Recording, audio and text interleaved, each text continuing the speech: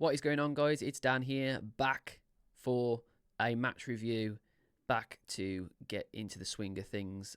Really appreciate everybody sticking around and everything. Obviously, we did the preview for this as well, which I managed to edit for John, and he obviously said a few things about me being absent, basically, and that being the reason we've not been able to update very often. These are good, positive things. To be honest, for the most part, I got married, which was amazing, and we had a great day, and there was a lot of prep before and after, and it just meant that time was just really not of the essence, to be honest. And then after the wedding, I've just been really I've been struggling in my headspace to find time to actually do this and to do it to the degree that I want to do these. I don't want to just half-ass these videos on YouTube. These actually mean quite a lot to me, and the Wolfpack lads all really mean a lot to me as well. So I didn't want to just half-arse it if I wasn't really feeling up for it.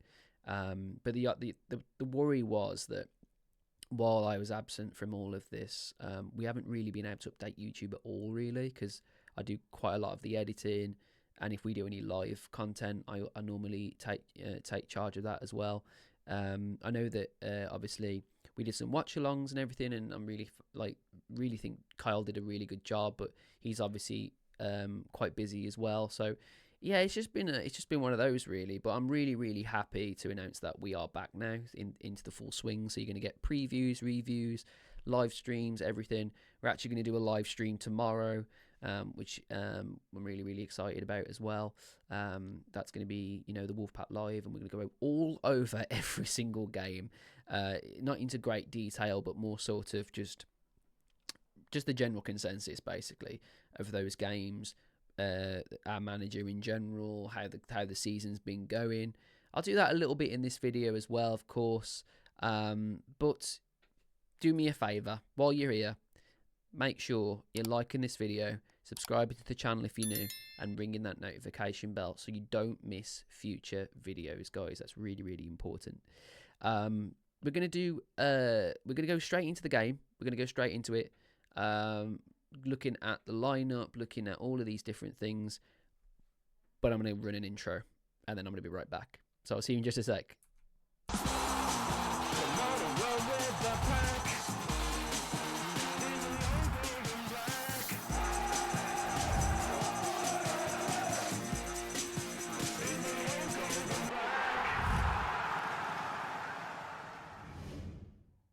All right, so Wolves managed to get a win, and to be honest, I would have come back regardless of the win today. It felt right to get back into the swing of things, but it feels even better when you get a win from it, doesn't it? So let's talk about it. Let's talk about this game. It wasn't quite the spectacle, was it? To be honest, if you were there or you watched it since, it wasn't the spectacle. To be honest, it was two teams really fighting, to get something from the game.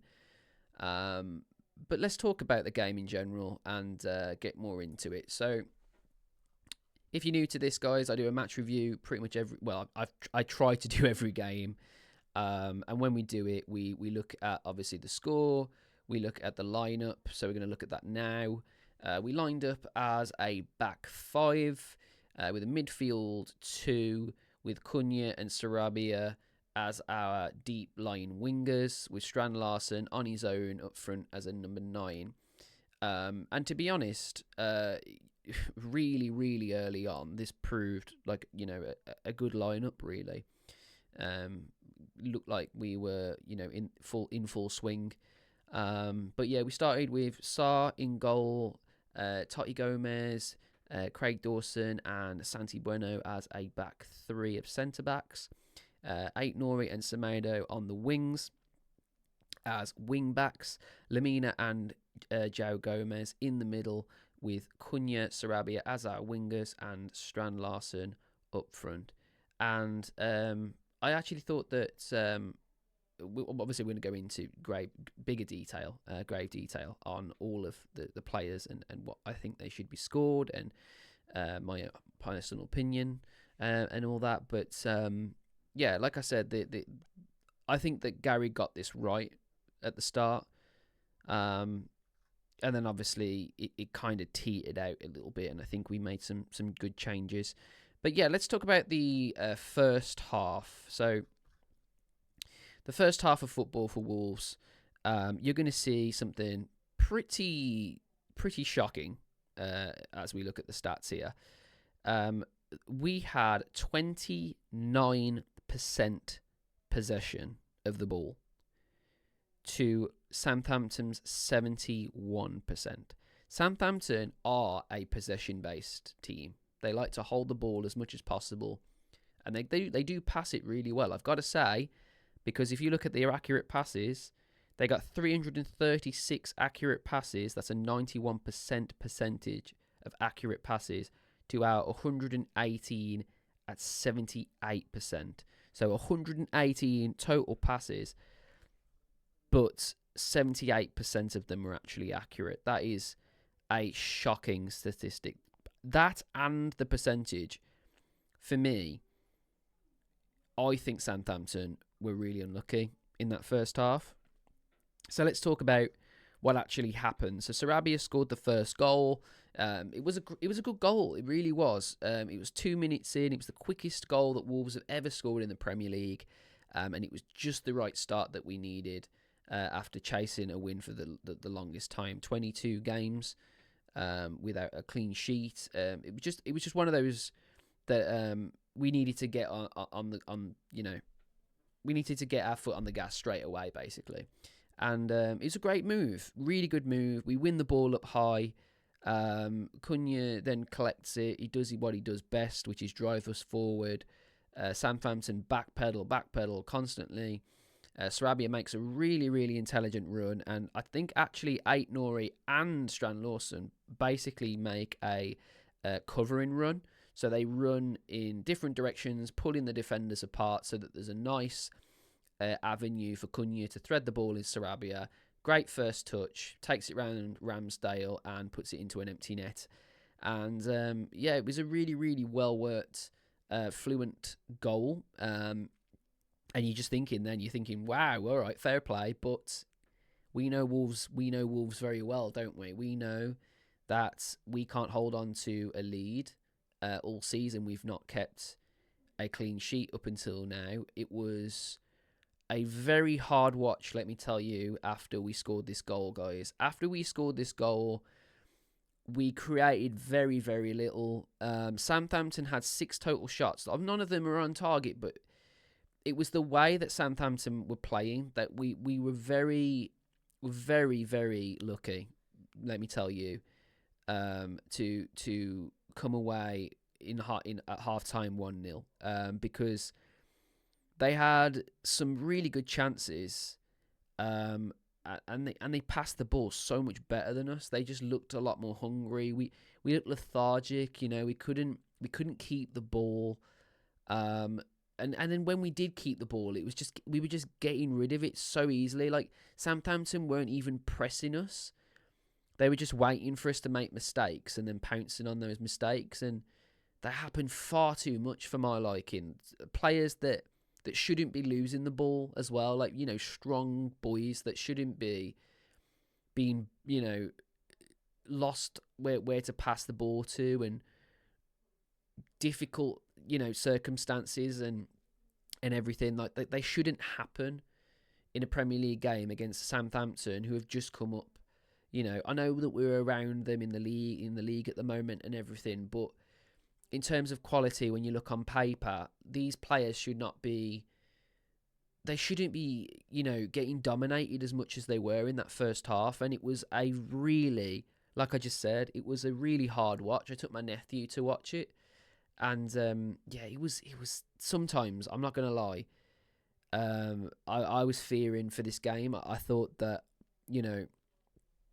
it looked like Southampton just wanted it more, and thankfully we went in at half-time 1-0 to the good. Southampton, I think, had a goal disallowed in the first half. I'm not sure if it was the first or second half, to be fair, but they had a goal disallowed, and we'll talk about that because VAR actually saved us for once. VAR actually went to the screen and looked at, to see whether whether it was a goal that should be allowed. And in my opinion, I've watched it back a few times now, and I think if I was a Wolves fan if I was a Southampton fan, I'd be feeling a little bit hard done by in this circumstance. In my opinion, I think that this is what VAR shouldn't be doing. VAR should not be taking goals away for silly little things like that. I'm one of these people, I think you know by now, guys. I'm not a bullshitter. Like, even if this is against my team, VAR isn't fit for purpose. It was just not. It was too soft for my liking. Semedo, yeah, okay, he gets ahead of the attacking player and he does go down to a push. I just think it's too soft, in my opinion. I think they were really hard done by on this one. And to be honest, they deserved it. They deserved something for all the possession and all of the heave-hoeing that they were doing in this game. Thankfully, though, it stayed at 1-0. We came out in the second half looking load better, by the way. Sarabia went off, apparently had a calf injury. Nothing serious, just felt something in there. Came off because, to be honest, we'll talk about individual players at the end, but I do have to say, after that goal, Sarabia did nothing. He lost the ball so many times, was in stupid places, was all about the pitch, chasing shadows pretty much all the time and knackered himself out completely. And there's a lot of players that were guilty of that in the first half, but thankfully in the second, the players started looking a little bit more hungry for it, started looking a little bit more like the Wolves we love, from last season, really, really pushing teams to the sword to make them make mistakes and sort of capitalise on those mistakes. And that's essentially where the second goal comes from. Really, really good work from Dawson to just make it really awkward for one of their attackers on the ball. Dawson wins it back, puts it into Lemina. Lemina puts it into Cunha. Cunha takes a few touches, gets into some space, and Southampton give him too much space, to be honest. Really, really should have closed him down sooner, and Cunha shows Neves, who was there today, that he can also hit him from far out and score a screamer, and that's exactly what he did. And 2-0 up, Southampton sort of ran out of gas, I thought then. Started to really try and throw too much at it. Became a little bit desperate. And that's pretty much what you want from a home side, as an opposition goes. You really want them to start, running out of ideas, because I thought Southampton were really good in that first half, and we limited them to very little in the second, which was really good. Whatever Gary said to him, whether it was a tactical change or whatever, I'm not quite sure. But whatever the change was in that second half, there was just a lot more desire, and it was good to see. It really was. Like I've seen Wolves this season look really good and deserve something from the games. And okay, we've had some points from certain games and everything, but there's been some times where I do think we've deserved a little bit more. The only thing that was obviously being the caveat to it was the fact that we couldn't defend. In all the games that we've played that I've not been able to review, we've conceded, and in this one we haven't. And I think that really stands testament. Yes, okay, you look at the opposition, it's Southampton, but you know what? In that first half, they looked like a good team, and they've already got a win under their belt. Remember, so they at the time of. Before this kicked off, this game, they had a win under their belt and we didn't. So really, Southampton probably looking at us with more sort of intent, and we were probably the ones thinking, God, we better not lose this.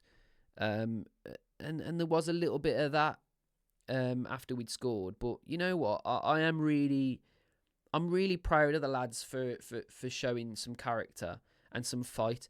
And in the last couple of games, I know obviously we haven't been able to review them, but yes, okay, we should probably be doing better, and holding these teams back a bit more, and not really conceding silly goals. But at the end of the day, look at the opposition that we've played, and we've got some good points from there, to be fair. The only problem is I've got really, and I'll talk about this a little bit more tomorrow on the live stream. But I just think that we look like we've got a losing mentality, and you could see that even once we'd won this game, the players, they looked relieved more than anything. They looked happy, sure, but you could just see the relief on their faces. Do you know what I mean? Like, this first win could be huge for Wolves. You know, it could be huge for Gary O'Neill, or it could just be papering over the cracks, and that's really what we've got to start to think of now. Yeah, okay, we've been unlucky in certain games, but you know what? We've had some games where we've been comfortably beaten, and thankfully today, Southampton, that wasn't the case. We looked bright in that second half, and definitely deserved 3 points in my opinion, if you put both halves into consideration. The only thing is, is the first half, our expected goals was quite high. In the second half, it went down quite a bit.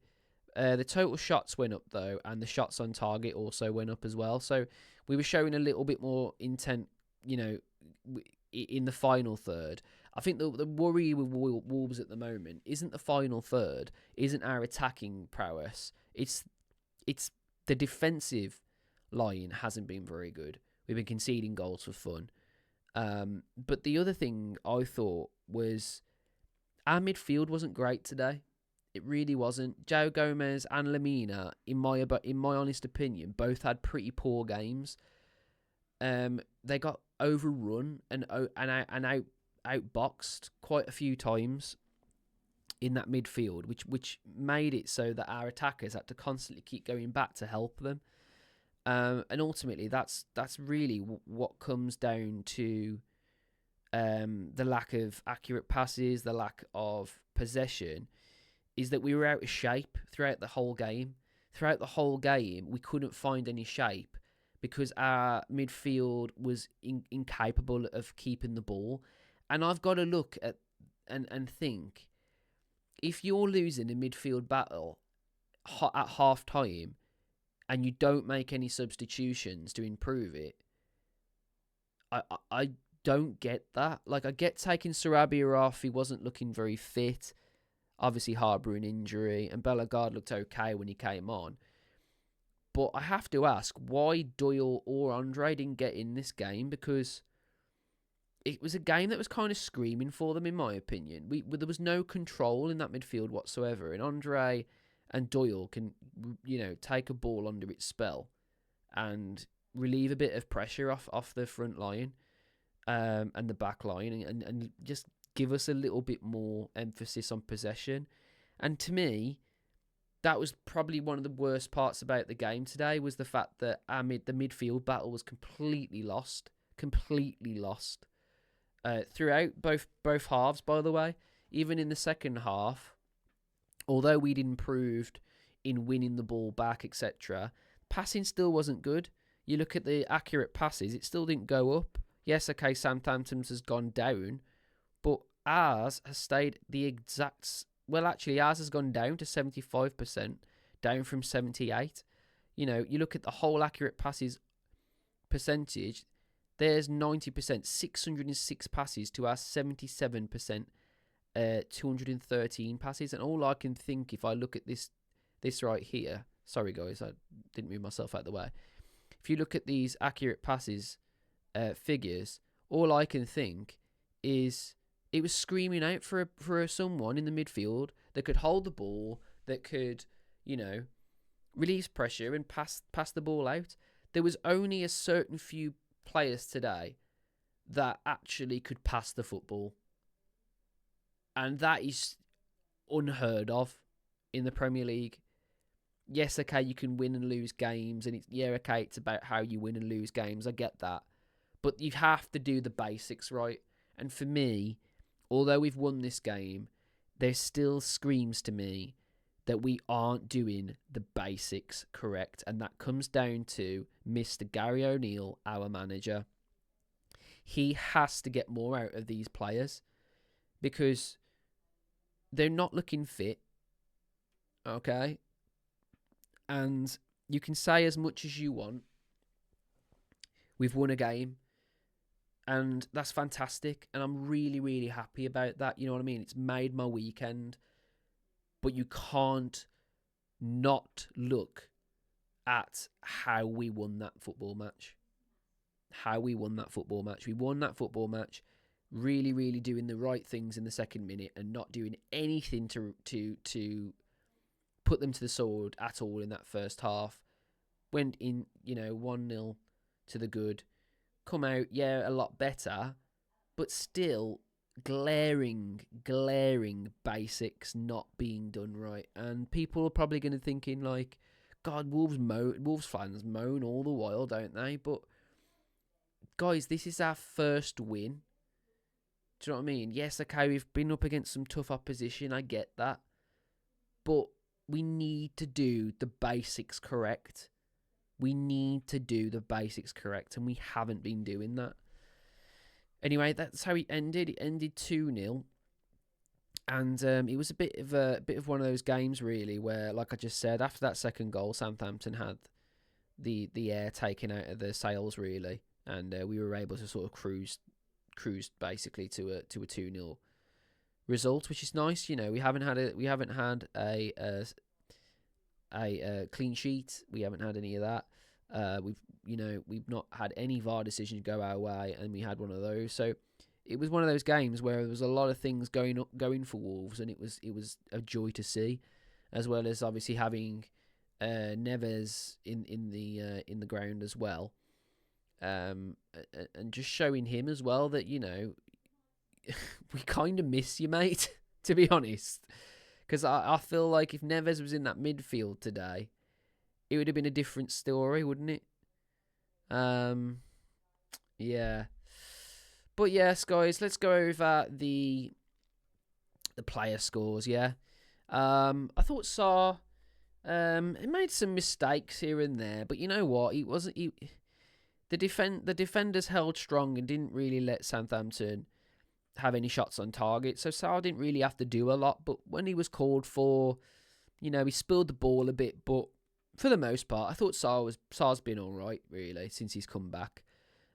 He's made a few mistakes, but I'd argue that he's a much better shot stopper, isn't he, than Johnston? And it's interesting how Johnston was fit for this game and wasn't chosen over Sarr. So I think Sarr's definitely kept his jersey now.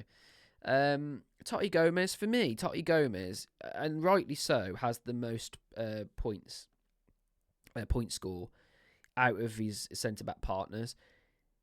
Totti Gomez today was imperious.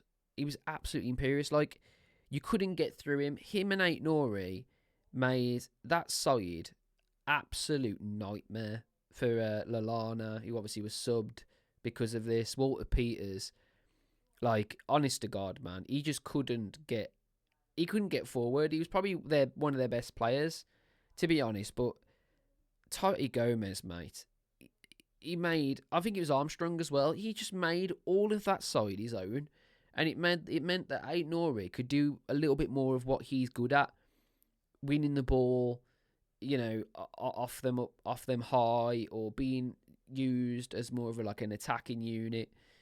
And it was really, really good to see. And you know what? I'm going to say the same about Santi Bueno and Semedo. And you know how I was saying earlier about players that I thought there was only a few that could, actually pass the ball? Santi Bueno has a fantastic passing range. If you look at this season as a whole, Santi Bueno's passing has led to a lot of our goals, and it's led to probably some of our best patterns of play. I love Dawson, I love Totti Gomez, but I think what Santi Bueno does more than those guys is he's very good with his feet. He's very, very good with his feet, and it allows us to break through the lines. I thought he was awesome today. I thought actually that three at the back was really, really good today. I actually do. They made very, very little mistakes, and they stayed very, very solid through the set pieces as well. So fair play to all three of them. Talks about Aït-Nouri. Semedo, absolutely awesome as always. I think Semedo, honestly, is probably the most consistent player for Wolves, to be honest. Even when he, makes a mistake or whatever, you look at the games he's made mistakes in. 9 times out of 10, he's also sort of made for those mistakes in a positive sense as well. So really, really good. You got João Gomez and Lamina. I don't think either of these really deserve higher than a 7, in my opinion. I don't get how Lamina gets a 7.9 on this, to be honest, because yes, okay, he assists for Cunha's goal. It's a nice pass in to get him into space, but I thought both of them were pretty shocking, really, in midfield. I don't feel like either of them really got a foothold in the game at all, and I was quite surprised that they both got the full 90 minutes. Especially Lamina. Lamina looks absolutely knackered after that first half. So they need to do a little bit better, obviously. It's against a team that's fighting down there. It's going to be a very hard contest coming up against teams like this, to be fair. But, sorry, guys. Lamina and Gomez, they've done well this season. They've had some good games this season. I thought João Gomez in the last game was absolutely phenomenal. So we'll see what happens with that midfield pairing. I still think it's probably better than having a midfield 3 and then not having or have a back as a back 4. I just feel like we leak goals for fun. So in that regard, I'd probably say maybe substitute either Lamina or Gomez for a Doyle or a Andre in this game. If you saw that you were losing the midfield battle, I just don't understand how that didn't happen, to be honest. But there you go. Cunha, man of the match, and I agree with that. He got an 8.5. I'd have probably give Cunha a 9 today. I don't see what he did wrong to not get a 9. He scored a goal, he assisted a goal, he covered every single blade of grass at Molineux. He got back and helped as much as he could. He won the ball when he needed to win the ball. He basically did Strand Larsen's job for him, bless him. I didn't think Strand Larsen did an awful job. He's really hard working and trying to win the ball back for the team and everything. But I just feel like Cunha's just different gravy, man. Like you see these players every now and then play for your team, and you just think, if he wasn't playing today, we don't win that football match. And that's really the fine margins of football, isn't it? And we've had players like that in the past. But Cunha's a different breed, man.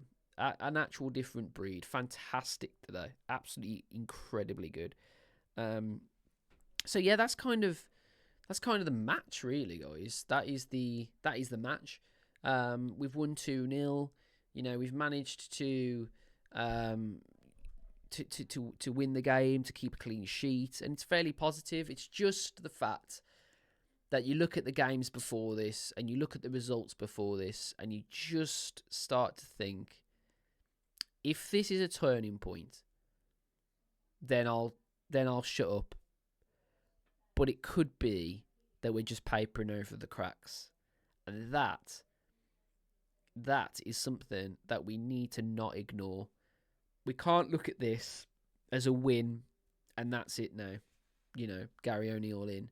I am still very much on the fence of this manager. I don't think he's showed enough to prove himself as a Premier League coach this season at all. I was very surprised he stayed in the job after the Brentford defeat.